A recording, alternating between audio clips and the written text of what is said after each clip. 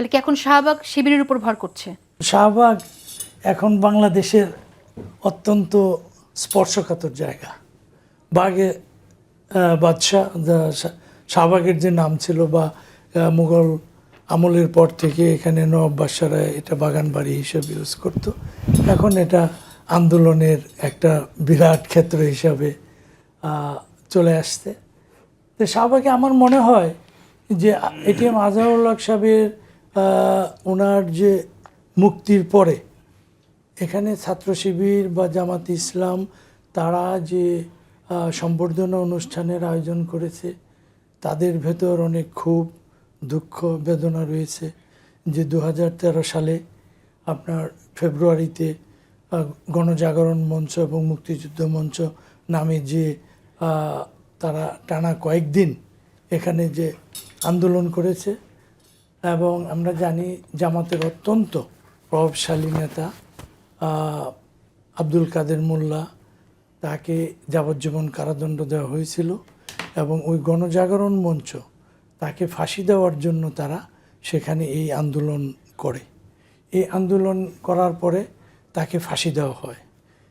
ওই সময়ে বিচার কার্য নিয়ে অনেক ত্রুটি বিচ্যুতি বা সমালোচনা, আলোচনা, বিতর্ক ছিল। এখন দীর্ঘ সময় পর এতদিন তিনি জেলে ছিলেন মৃত্যুদণ্ডাদেশ নিয়ে, তার মুক্তির পর স্বাভাবিকভাবে জামাত ইসলাম বা তাদের অঙ্গ সংগঠন তারা তারা আনন্দিত। এবং আজহারুল হক সাহেবও উনি বলেছেন যে তিনি মুক্ত হয়েছেন, তিনি এখন একজন স্বাধীন মানুষ।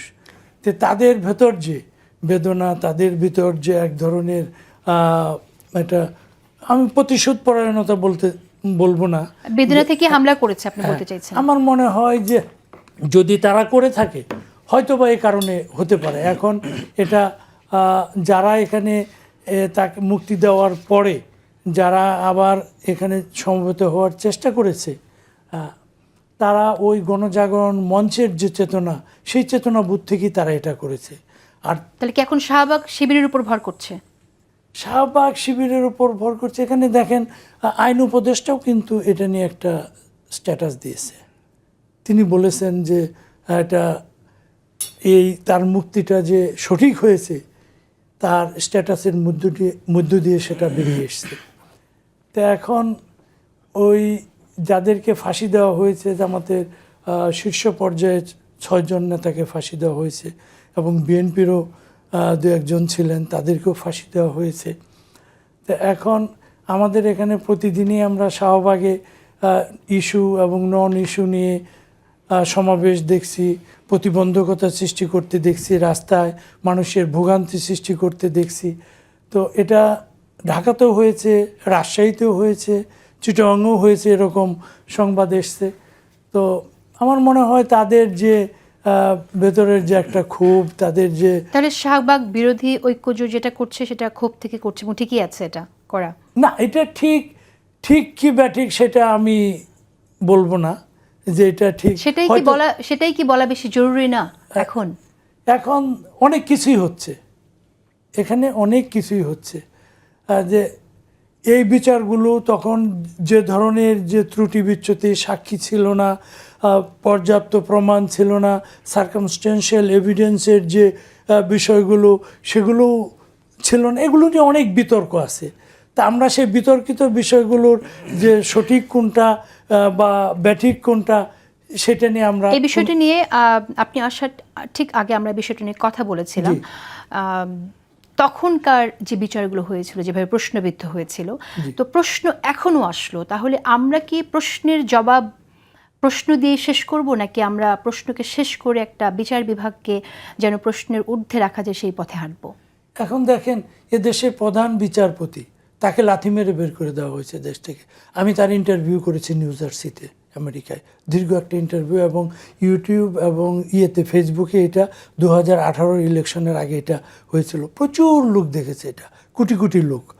ইলেকশনের বেশ কয়েকদিন আগে আমি ওনার ইন্টারভিউটা করেছিলাম। তো উনি অনেক কথাই বলেছেন। এরপরও আমরা এখনও দেখছি আদালতের দোরগোড়ায় প্রতিবাদ হচ্ছে, বিক্ষোভ হচ্ছে, লাথি মারছে, কি বলে দলীয় লেজুর ভিত্তি যারা করেন এখানে যারা আইন পেশায় নিয়োজিত তারা আসামিকে কিল ঘুষি মারছেন, ডিম ছুঁড়ে মারছেন, বাইরের লোকও মারছেন। এবং আদালত চত্বরে আমাদের যারা এই বিচার কার্যের সাথে জড়িত, আমাদের যে বিভিন্ন দলের যারা আইনবিদ যারা কাজ করছেন এখানে, লয়ার, তারাও তো এসব কাজ করছেন, মিছিল মিটিং করছেন ভিতরে। কোথায় আইনের যে সুষ্ঠু প্রয়োগ বা আইনের যে ধারার আমরা দেখছি, ব্যত্যয় দেখছি বিভিন্ন ক্ষেত্রে। এবং আইনের প্রতি যে শ্রদ্ধার অভাব, আইনের প্রতি যে সম্মানের অভাব, সেটা সব জায়গায় হচ্ছে। তো এই আইনের প্রতি যদি মানুষের শ্রদ্ধা না থাকে এবং বিচারকরা বিচার ক্ষেত্রে যদি সুষ্ঠু বিচার তারা নিশ্চিত করতে না পারেন, তাহলে প্রতিটি ক্ষেত্রে এ ধরনের